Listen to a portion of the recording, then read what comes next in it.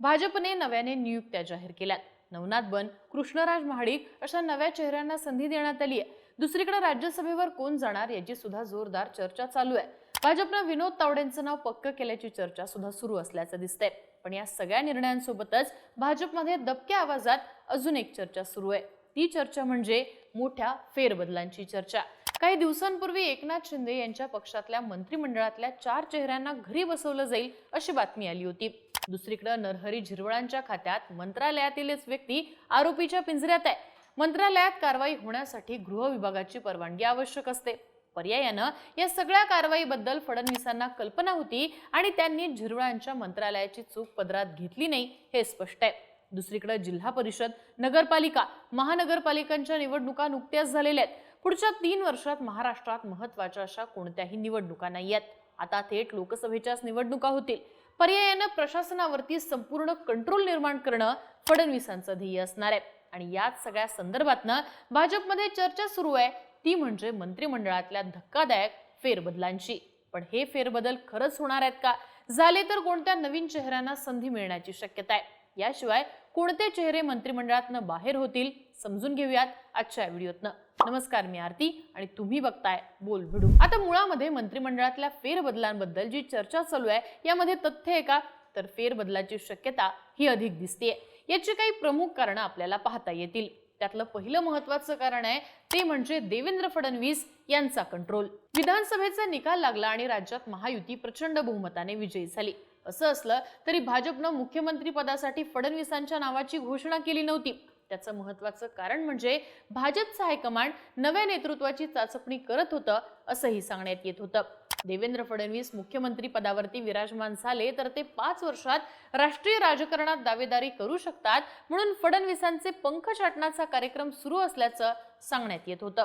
पण लोकसभेच्या पराभवानंतर विधानसभेतल्या यशाला सुद्धा फडणवीस जबाबदार राहिल्यानं भाजप हायकमांडला वेगळा निर्णय घेता आला नाही। एकनाथ शिंदे आक्रमक राहिल्यानं फडणवीस देखील ऍडजस्टमेंट करण्याच्या भूमिकेत राहिले। आता मात्र जवळपास 1.25 वर्ष झालेलं आहे आणि देवेंद्र फडणवीस आक्रमकपणे समोर आलेले आहेत। एकीकडे एकनाथ शिंदे यांना मर्यादित करणं, मराठा ओबीसी राजकारणातनं पेटलेलं राज्य शांत करणं अशा प्रश्नांची सोडवणूक फडणवीसांनी केलेली आहे। पर्यायाने आता मंत्रिमंडळात फेरबदल करून प्रशासनात ट्रान्सफरन्सी आणणं हे प्रमुख धोरण फडणवीसांचं असणार आहे। 3 वर्षांनंतर येणाऱ्या लोकसभा आणि विधानसभेसाठीची पायाभरणी म्हणून नव्या चेहऱ्यांना समोर आणणं, मर्जीतल्या लोकांना बळ देणं हे आता फडणवीसांना एक हाती करता येणार आहे।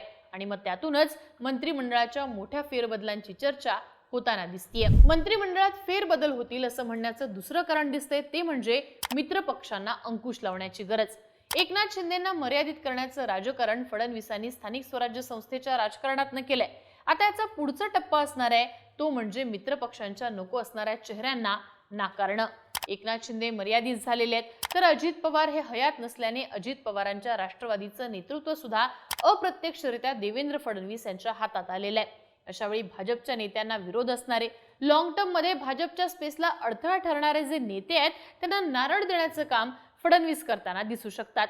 100% भाजप हेच भाजपचं राजकारण आजवर राहिलेलं आहे। पुढच्या लोकसभा आणि विधानसभा भाजप अजितदादांची राष्ट्रवादी किंवा एकनाथ शिंदेंची शिवसेना यांच्यासोबत लढणार नाही।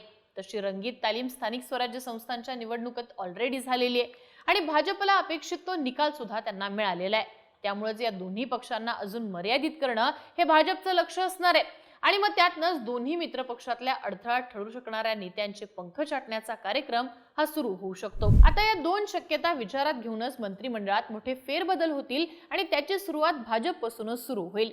भाजपमध्ये फडणवीसांचे चेहरे म्हणून जयकुमार गोरे, शिवेंद्रराजे भोसले, नितेश राणे, मंगल प्रभात लोढा, मेघना बोर्डीकर असे काही प्रमुख नाव आहेत। तर ज्येष्ठ नेते म्हणून चंद्रशेखर बावनकुळे, चंद्रकांत दादा पाटील, राधाकृष्ण विखे पाटील, गिरीश महाजन, गणेश नाईक, पंकजा मुंडे, आशिष शेलार अशा नेत्यांचा समावेश होतो। आपल्या मर्जीतल्या नव्या नेत्यांना समोर आणणं, याशिवाय जे चेहरे आपल्या सिस्टीमचा भाग म्हणून समोर आणले त्यांचं मूल्यांकन करणं या प्रमुख गोष्टी देवेंद्र फडणवीस करताना दिसतील। आता नव्या चेहऱ्यांमध्ये जयकुमार गोरे हे असे नेते आहेत ज्यांच्यावरती व्यक्तिगत टीका झालेली आहे। आरोपांमुळे सुद्धा ते अडचणीत आलेले आहेत। असं असलं तरी सोलापूर आणि सातारा या भागामध्ये नव्या लोकांना पक्षात घेणं, मित्र पक्षांच्या आमदारांना नडणं आणि मनी मसल पॉवरचा पुरेपूर वापर करणं यामुळे जयकुमार गोरे उजवे ठरताना दिसतात।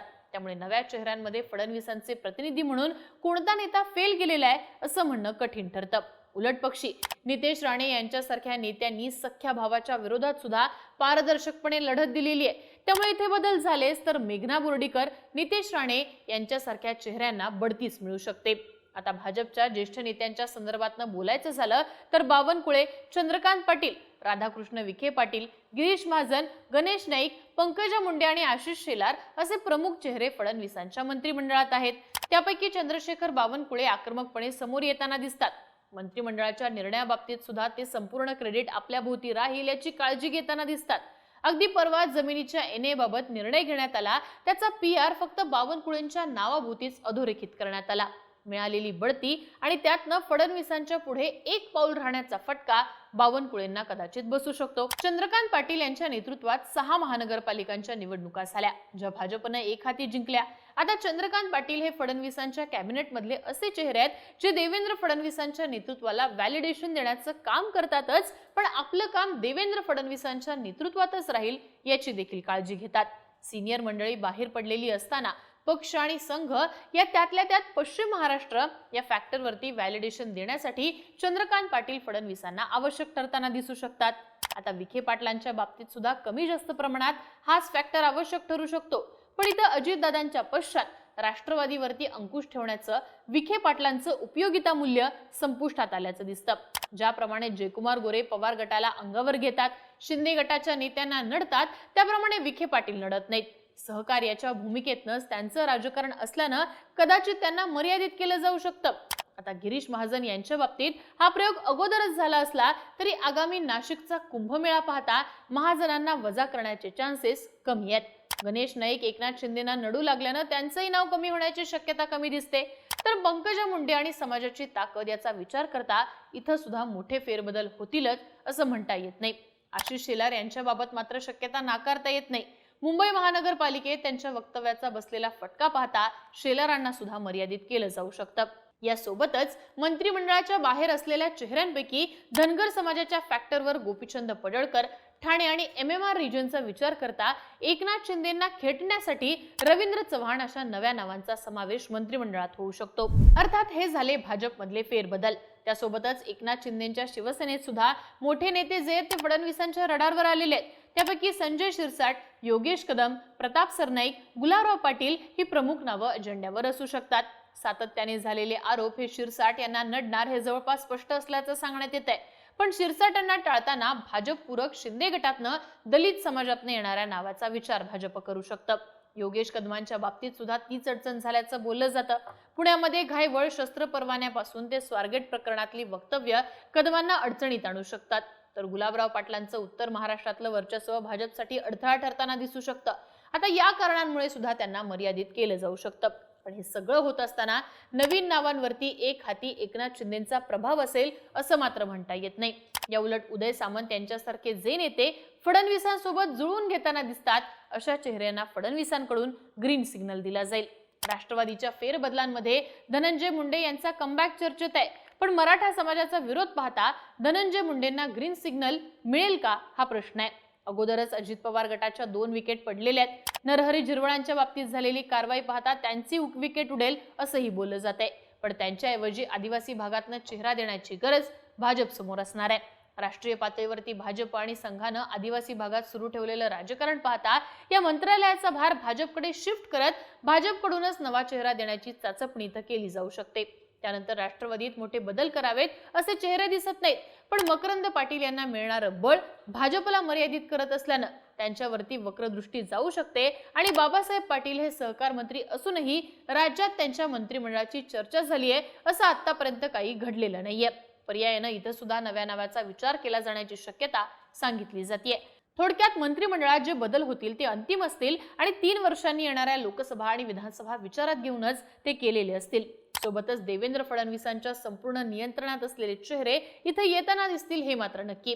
आता मुद्दा फक्त इतकाच आहे की हे बदल अधिवेशनादरम्यान होतात की अधिवेशनानंतर हे लवकरच कळेल। तुम्हाला काय वाटतं? महाराष्ट्राच्या मंत्रिमंडळात नेमके कोणते फेरबदल होतील? कोण येणार आणि कोण जाणार? कोणाची विकेट पडणार? याबद्दलची तुमची मत आणि प्रतिक्रिया कमेंट बॉक्समध्ये लिहून नक्की कळवा आणि अशाच माहितीपूर्ण व्हिडिओसाठी बोलबिडूला सबस्क्राइब करा।